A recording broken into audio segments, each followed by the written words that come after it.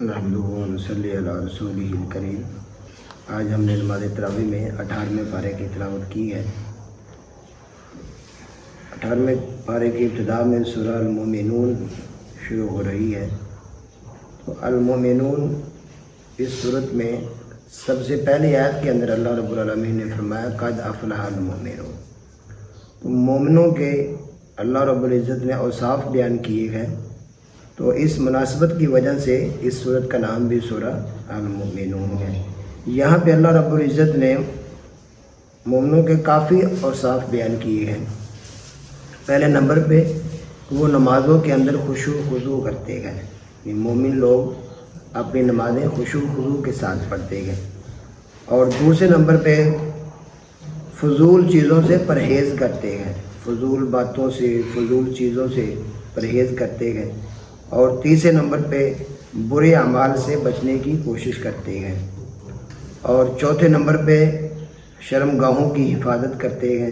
اور پانچویں نمبر پہ امانت میں خیانت نہیں کرتے۔ اور چھٹے نمبر پہ وعدہ خلافی نہیں کرتے۔ اور ساتویں نمبر پہ نماز کو پورا کرتے ہیں، یعنی اپنی نمازوں کی حفاظت کرتے ہیں۔ آگے فرمایا وَلَقَدْ أَرْسَلْنَا نُوحًا إِلَىٰ قَوْمِهِ۔ یہاں پہ الہ العالمین نے نوح علیہ السلام کو ان کی قوم کی طرف مبعوث فرمایا، اور نوح علیہ السلام نے 950 سال تبلیغ کی، لیکن اس کے باوجود بھی قوم نے نوح علیہ السلام کی بات نہ مانی۔ بس چند لوگ ہی مسلمان ہوئے، اور آخرکار اللہ رب العزت نے مومن لوگوں کو کشتی میں بچا لیا، محفوظ کر لیا، اور باقی لوگ سیلاب کے اندر تباہ و برباد ہو گئے۔ آگے فرمایا وَجَعَلْنَا ابْنَ مَرْيَمَ أُمَّهُ آیَةً وَأَوْحَيْنَا إِلَىٰ رَبْوَةٍ۔ یہاں پہ ابن مریم کی بات ہو رہی ہے، یعنی عیسیٰ علیہ السلام۔ عیسیٰ علیہ السلام کا دشمن ایک بادشاہ بن گیا، اور وہ عیسیٰ علیہ السلام کو قتل کرنا چاہتے تھے۔ تو اللہ رب العالمین نے فرمایا کہ ہم نے عیسیٰ علیہ السلام کو بلند مقام عطا فرما دیا، یعنی اس بادشاہ کی سازش سے بچا کے الہ العالمین نے عیسیٰ علیہ السلام کو بلند مقام عطا کیا۔ اور وہ بلند مقام کیا تھا کہ الہ العالمین نے عیسیٰ علیہ السلام کو آسمانوں کی طرف اٹھا لیا۔ اور آگے فرمایا قد کانت آیاتی تتلی علیکم فکنتم علی اعقابکم تنکسون۔ یہاں پہ نبی مکرم صلی اللہ علیہ وسلم کو یہ ایک حوصلہ دیا جا رہا ہے کہ یہ لوگ اگرچہ ہماری آیات سے انکار کرتے ہیں تو آپ نے پریشان نہیں ہونا، آپ اپنا کام کرتے رہیں، اور یہ لوگ جو بھی کریں، جو بھی سلوک کریں، آپ نے ان کے سلوک سے پریشان نہیں ہونا۔ یہ پھرتے ہیں پھر جائیں، بات مانتے ہیں مان جائیں، جو بھی ان کی قسمت میں ہے وہ کریں، آپ اپنے طریقے سے اپنے کام کو جاری رکھیں۔ اور آگے فرمایا قُلْ رَبِّ إِمَّا تُرِيَنِّي مَا يُوعَدُونَ۔ یہاں پہ اللہ رب العزت نے فرمایا کہ محمد صلی اللہ علیہ وسلم جو لوگ آپ کی بات نہیں مانیں گے، جو دین اسلام سے انکار کریں گے، ہم انہیں عذاب دیں گے، ہم انہیں سزا دیں گے۔ تو نبی مکرم صلی اللہ علیہ وسلم نے دعا کی کہ اللہ جب آپ انہیں عذاب دیں تو مجھے ضرور محفوظ کر لینا، اور یقیناً نبی صلی اللہ علیہ وسلم تو محفوظ ہی ہیں۔ تو امت کے لیے یہ اللہ رب العالمین کا اعلان ہے کہ جو بھی امت میں سے اللہ کی بات کو نہیں مانیں گے وہ اللہ کی عذاب کے مستحق ہوں گے۔ آگے فرمایا تلفح وجوہہم النار وہم فیہا کالحون۔ یہاں پہ الہ العالمین نے جہنمی لوگوں کی ایک صفت بیان کی ہے کہ جب وہ جہنم کے اندر جائیں گے تو ان کے چہرے جھلس جائیں گے، ان کے چہرے جھلس جائیں گے، آگ انہیں ساڑ دے گی، پھر وہاں پہ وہ واویلا کریں گے، وہاں پہ وہ افسوس کریں گے، اور دوبارہ زندگی کی خواہش بھی کریں گے۔ لیکن اللہ رب العالمین فرمائیں گے کہ نہیں، اب تمہیں دوبارہ بھیج بھی دیا نا، تو پھر بھی تم ویسے ہی اعمال کرو گے جیسے آپ نے پہلے کیے گئے، اب اسی جہنم میں ہی سڑتے رہو۔ آگے فرمایا افحسبتم انما خلقناکم عبثا وانکم الینا لا ترجعون۔ یہاں پہ الہ العالمین نے فرمایا کہ کیا تم لوگوں نے گمان کر لیا ہے کہ تمہیں فضول پیدا کیا گیا ہے؟ کیا تم سارے کے سارے بیکار ہو، فضول ہو، عبث ہو؟ فرمایا کہ ایسا نہیں ہے، تم سارے کے سارے آخر کار میری طرف لوٹ کے آؤ گے، تم اپنے بادشاہ کی طرف، اپنے شہنشاہ رب کی طرف، اپنے بلند و بالا رب کی طرف لوٹ کے آؤ گے، اور آخرکار تمہیں اپنے اعمال کا حساب دینا پڑے گا۔ یہ سورہ المومنون کی جو آخری آیات ہیں، افحسبتم انما خلقناکم سے لے کے آخر تک، اس کے بارے میں حدیث کے اندر آتا ہے، نبی صلی اللہ علیہ وسلم نے فرمایا جو بھی انسان ان آیات کو پڑھ کے کسی سحر زدہ، یعنی ایسا انسان جس کو جادو ہے یا جنات ہیں، اس کو دم کرے تو اللہ رب العزت شفا عطا فرمائیں گے۔ آگے سورہ نور شروع ہو رہی ہے، اور اس سورت کا نام سورہ نور اسی لیے ہے کہ اس سورت کے اندر اللہ نور السماوات والارض مثل نورہ کمشکات، اللہ رب العالمین نے اپنے نور کی ایک مثال دی ہے، یعنی دنیا کے اندر ایک بہترین دیے کے ساتھ اللہ رب العزت نے اپنے نور کی مثال دی ہے۔ تو اللہ رب العالمین اپنی مثال جیسے مرضی دے سکتے ہیں۔ ایک جگہ پہ پہلے پارے کے اندر مچھر کے ساتھ مثال دی، اور پھر 7ویں پارے کے اندر مکھی کی مثال دی، اور 14ویں پارے کے اندر مکڑی کے جال کی مثال دی۔ تو الہ العالمین خود مختار ہے، وہ جیسی مرضی مثالیں دے اللہ تعالیٰ دے سکتے ہیں۔ اور یہاں پہ جو منکرین ہیں وہ یہ اعتراض کرتے ہیں کہ دیکھو ہمیشہ ادنا کی اعلیٰ کی طرف مثال دی جاتی ہے، ادنا کی ایک چھوٹی چیز کی بڑی چیز کی طرف مثال دی جاتی ہے، تو اللہ رب العزت تو بڑے ہیں شان میں، تو اگر اللہ بڑے ہیں تو اللہ نے اپنی مثالیں چھوٹی چیزوں کی طرف کیوں دی ہیں؟ تو یہ ان کے ذہنوں میں ایک شبہ ہے، اور جو انہیں اور زیادہ گمراہ کرتا ہے وہ اللہ تعالیٰ کی باتوں کو صحیح سمجھتے نہیں۔ حقیقت یہ ہے کہ اللہ رب العزت بادشاہ ہیں، شہنشاہ ہیں، خود مختار ہیں، انہیں کوئی نہیں روک سکتا، وہ جیسی مرضی مثالیں دیں، اللہ پہ کوئی پابندی نہیں ہے۔ تو فرمایا الزانیۃ والزانی فاجلدوا کل، یہاں پہ اللہ رب العزت نے ایک زانی مرد اور عورت کی سزا بیان کی ہے کہ اسے 100 کوڑے مارے جائیں گے، لیکن کب مارے جائیں گے؟ جب ان کے اوپر یہ زنا کی حد زنا ثابت ہو جائے، اور زنا 3 طرح ثابت ہوتا ہے، اس کے علاوہ یہ ثابت نہیں ہو سکتا۔ نمبر 1 4 گواہ ایسے ہو جنہوں نے آنکھوں سے دیکھا ہو، اور نمبر 2 انسان خود اعتراف کرے کہ میں نے یہ غلطی کی ہے، اور نمبر 3 کوئی کنواری عورت اسے حمل ہو جائے شادی سے پہلے ہی، اب یہ ثابت ہو گیا کہ اس نے غلط کاری کی ہے، لیکن اب اس عورت کو تو سزا ملے گی، اس عورت کے کہنے پہ کسی اور مرد کو سزا نہیں مل سکتی۔ وہ عورت اگر کہہ بھی دے نا کہ میرے ساتھ فلاں نے گناہ کیا ہے، اسے سزا نہیں مل سکتی، الا یہ کہ وہ مرد خود اعتراف کر لے، تو پھر تو اسے سزا مل سکتی ہے، ورنہ اس عورت کے کہنے پہ کسی مرد کو سزا نہیں ملے گی، اس عورت کو ضرور سزا ملے گی۔ اور آگے فرمایا والذین یرمون المحصنات ثم لم یأتوا بأربعۃ شہداء فاجلدوہم 80 جلدہ ولا تقبلوا لهم شہادۃ ابدا۔ یہاں پہ الہ العالمین نے ان لوگوں کے بارے میں بیان کیا ہے جو پاک دامن عورتوں کے اوپر جھوٹے الزام لگاتے ہیں، جو تہمت لگاتے ہیں۔ فرمایا کہ ایسے لوگ جو کسی کے اوپر تہمت لگائے، ثم لم یأتوا بأربعۃ شہداء، پھر وہ 4 گواہ پیش نہ کر سکے، پھر وہ 4 عینی شہادتیں جنہوں نے آنکھوں سے دیکھا ہو وہ پیش نہ کر سکے، تو انہیں سزا کیا ملے گی؟ 2 سزائیں، دنیا کے اندر 2 سزائیں۔ فاجلدوہم 80 جلدہ، انہیں 80 کوڑے لگائے جائے، نمبر 1۔ نمبر 2 ولا تقبلوا لهم شہادۃ ابدا، زندگی میں کبھی بھی ان کی گواہی، ان کی شہادت کو دوبارہ قبول ہی نہیں کیا جائے گا، یعنی وہ انسان ہمیشہ کے لیے جھوٹا قرار دیا جائے گا، اس کی گواہی کو کبھی بھی قبول نہیں کیا جائے گا۔ تو یہ کوئی آسان بات نہیں ہے کہ انسان جلدی سے کسی کے اوپر گناہ کا الزام لگا دے، 1000 دفعہ سوچنا چاہیے۔ اور آگے فرمایا والذین یرمون ازواجہم ولم یکن لہم شہداء الا انفسہم، ہاں کوئی مرد اپنی بیوی پہ اگر گناہ کا الزام لگائے تو اگر اس کے پاس 4 گواہ ہیں تو وہ پیش کرے. اگر اس کے پاس، یعنی خاوند اور بیوی کی بات ہو رہی ہے، خاوند اپنی بیوی پہ گناہ کا الزام لگائے وہ 4 گواہ پیش کرے. اور اگر اس کے پاس 4 گواہ نہیں ہے تو پھر وہ لعان کریں گے. پھر کیا کریں گے؟ لعان کریں گے. مرد 4 دفعہ اللہ کی قسم کھائے گا، 4 دفعہ اللہ کی قسم کھائے گا کہ اللہ کی قسم ہے میں سچا ہوں، اللہ کی قسم ہے میں سچا ہوں. اور 5ویں دفعہ یہ کہے کہ میرے اوپر اللہ کی لعنت ہو اگر میں جھوٹا ہوں، اگر میں جھوٹا الزام لگا رہا ہوں تو میرے اوپر اللہ کی لعنت ہو.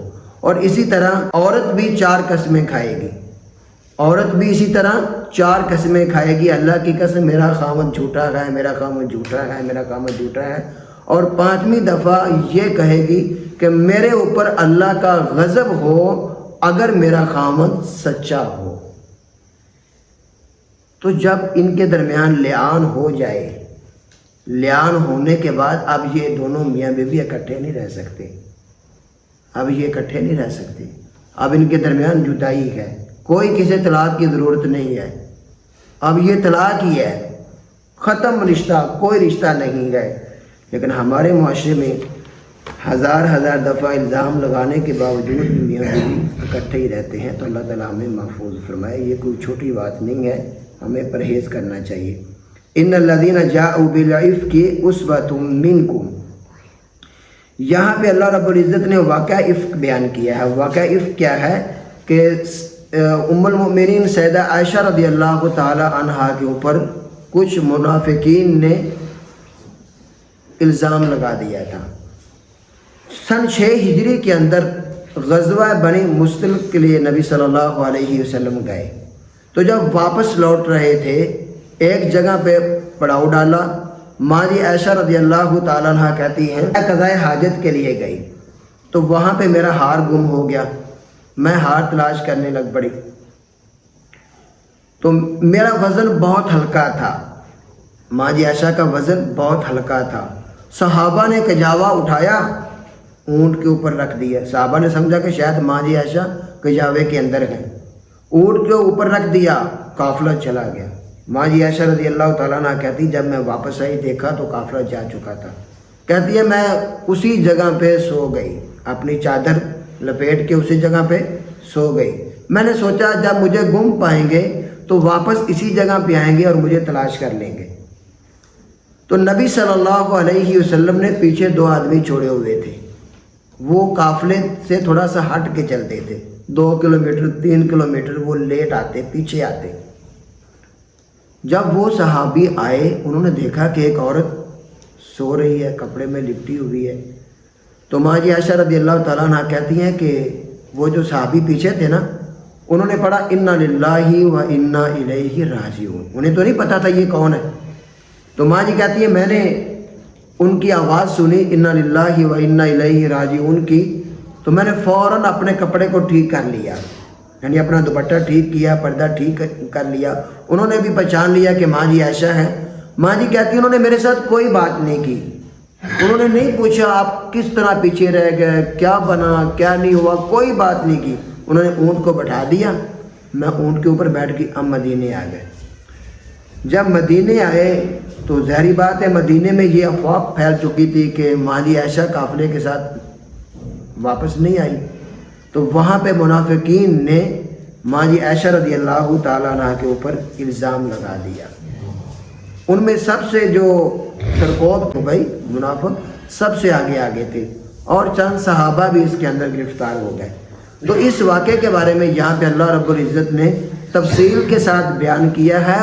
الٹا مومنین کو ڈانٹ دیا، اللہ نے الٹا مومنین کو ڈانٹ دیا کہ جب تم نے یہ بات سنی تھی تو فوراً تم لوگوں نے اسے غلط گمان کیوں نہیں کیا، تم نے فوراً یہ بات کیوں نہیں کی کہ یہ سب جھوٹ ہے، ایسا ممکن نہیں ہے. آگے الہ العالمین نے فرمایا وَلَا يَأْتَلِ أُولُو الْفَضْلِ مِنْكُمْ. یہاں پہ جب الزام لگا تو اس الزام کے اندر ایک مستہ نامی صحابی بھی گرفتار ہو گیا، وہ بھی الزام والوں میں شامل ہو گیا۔ مسکین صحابی تھا، سیدنا ابوبکر صدیق رضی اللہ تعالیٰ عنہ اس مسکین صحابی کی مدد کیا کرتے تھے۔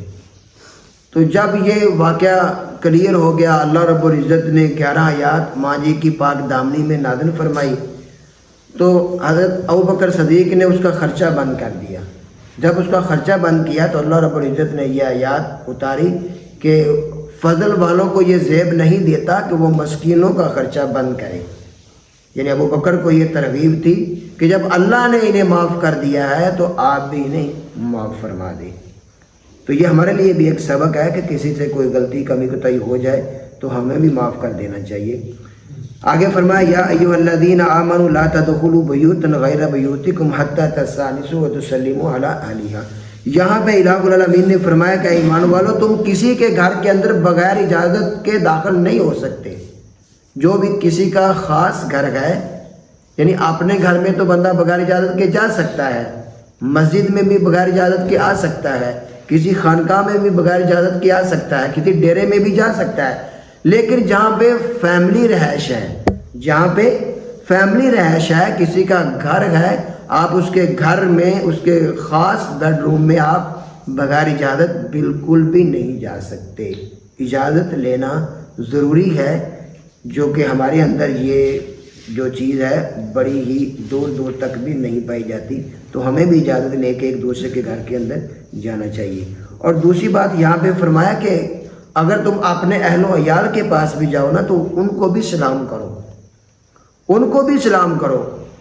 اور یہ بھی ہمارے اندر نہیں ہے کہ ہم لوگ بھی اپنے گھر والوں کو سلام نہیں کرتے، حالانکہ سلام کرنے کی وجہ سے بے شمار مسائل، بے شمار پریشانیاں، بے شمار بیماریاں ختم ہو جاتی ہیں۔ تو ہمیں گھر میں جاتے وقت سلام کرنا چاہیے۔ آگے فرمایا قل للمؤمنین یغضوا من ابصارہم، یہاں پہ الہ العالمین نے معاشرے کی اصلاح فرمائی ہے، مومنوں کو فرمایا کہ مومنوں تم بھی پردہ کرو۔ تمہارا پردہ کیا ہے؟ اپنی نظروں کی حفاظت کرو، اپنی نظروں کی حفاظت کرو، اپنی نظروں کو اپنے کنٹرول میں رکھو، غیر محرم پہ اور نظریں نہ ڈالو۔ اور عورت کو یہاں پہ فرمایا کہ عورت تو تمام کی تمام پردہ ہے، عورت تو تمام کی تمام پردہ ہے، عورتوں کو پردے کا ضرور اہتمام کرنا چاہیے۔ آگے فرمایا وَمَن یُطِعِ اللَّهَ وَرَسُولَهُ وَیَخْشَ اللَّهَ وَیَتَّقِهِ فَأُولَٰئِکَ هُمُ الْفَائِزُونَ۔ یہاں پہ الہ العالمین نے فرمایا جو بھی کوئی انسان اللہ اور اس کے رسول کے اطاعت کرے اور اللہ کا ڈر اپنے خوف میں اپنے دل میں بٹھائے، اللہ کا ڈر اپنے دل میں بٹھائے، اللہ سے ڈرے، وہ لوگ کامیاب ہو جائیں گے، وہ لوگ کامیاب ہو جائیں گے جو اللہ اس کے رسول کی اطاعت کرے۔ اور آگے فرمایا وعد اللہ الذین آمنوا منکم وعملوا الصالحات لیستخلفنہم۔ یہاں پہ الہ العالمین نے خلافت کے بارے میں بیان کی، اس آیت کو بھی آیت خلافت کہتے ہیں۔ یہاں پہ اللہ رب العالمین نے فرمایا کہ تم میں سے وہ لوگ جو اچھے اعمال کرتے گئے عنقریب انہیں خلیفہ بنایا جائے گا، زمین کے اندر خلافت عطا کی جائے گی۔ اور یہ اشارہ ہے ابو بکر، عمر، عثمان اور علی رضی اللہ تعالی عنہم کی طرف، کیونکہ اس وقت صحابہ میں سب سے زیادہ فضیلت والے یہی 4 صحابہ تھے۔ اگرچہ اور صحابہ بھی موجود تھے، مثلا حضرت حسن بھی بڑی شان والے تھے لیکن وہ چھوٹے تھے، حضرت حسین بھی بڑی شان والے تھے، وہ چھوٹے تھے، امیر معاویہ بھی بڑی شان والے تھے، نبی کے سسر تھے، لیکن امیر معاویہ یعنی ابو سفیان کے بیٹے، وہ نبی کے سالے تھے، وہ اس وقت مسلمان ہی نہیں ہوئے تھے۔ تو اسی لیے سب سے جو معزز اور اعلیٰ وقار والے جو اس وقت صحابہ موجود تھے نا، وہ 4 ہی تھے، ابو بکر، عمر، عثمان، علی رضی اللہ تعالیٰ عنہم۔ اور یہ آیت ان کی شان میں نازل ہوئی ہے کہ نبی کے بعد یہ لوگ ہی خلافت کے حقدار ہوں گے۔ آگے اللہ رب العالمین نے فرمایا یا ایھا الذین آمنوا لیستأذنکم الذین ملکت ایمانکم والذین لم یبلغوا الحلم منکم 3 مرات۔ پیچھے تو بڑے لوگوں کو یعنی مردوں کو پردے کے بارے میں بیان فرمایا، اور یہاں پہ فرمایا کہ 3 اوقات میں تمہارے گھروں کے اندر کوئی نہیں آ سکتا، کوئی غلام بھی نہیں آ سکتا، کوئی چھوٹا بچہ بھی نہیں آ سکتا۔ وہ 3 اوقات کون سے ہیں؟ فجر سے پہلے، فجر سے پہلے کوئی کسی کے گھر نہیں جا سکتا، اور اسی طرح ظہر کے وقت کوئی کسی کے گھر نہیں جا سکتا، اور اسی طرح عشاء کی نماز کے بعد بھی کوئی کسی کے گھر بغیر اجازت کے نہیں جا سکتا۔ ہاں کوئی مجبوری ہو تو الگ بات ہے، آپ اجازت لے کے جا سکتے ہیں۔ کیوں؟ وجہ کیا ہے کہ یہ تینوں اوقات ہی ایسے ہیں کہ جن اوقات میں انسان اپنا سونے والا لباس پہن کے سوتا ہے، تو انسان مکمل لباس میں نہیں ہوتا، تو باقی لوگوں کو بھی پرہیز کرنا چاہیے۔ آگے فرمایا لیس علی الاعمى حرج ولا علی الاعرج حرج۔ یہاں پہ معذوروں کے کچھ حقوق بیان کیے ہیں کہ معذور لوگ تندرست لوگوں کے ساتھ بیٹھ کے کھا پی سکتے ہیں۔ ایک نبینا اور ایک آنکھوں والا دونوں بیٹھ کے اگر کھانا پینا چاہیں تو کوئی حرج نہیں، کیونکہ نبینے بینوں کے ساتھ بیٹھ کے حرج محسوس کرتے تھے اور آنکھوں والے نبینوں کے ساتھ بیٹھ کے حرج محسوس کرتے تھے، کہیں ہم ایک دوسرے کو تنگ ہی نہ کریں، کیونکہ یہ تو تقوی کی بات ہے نا۔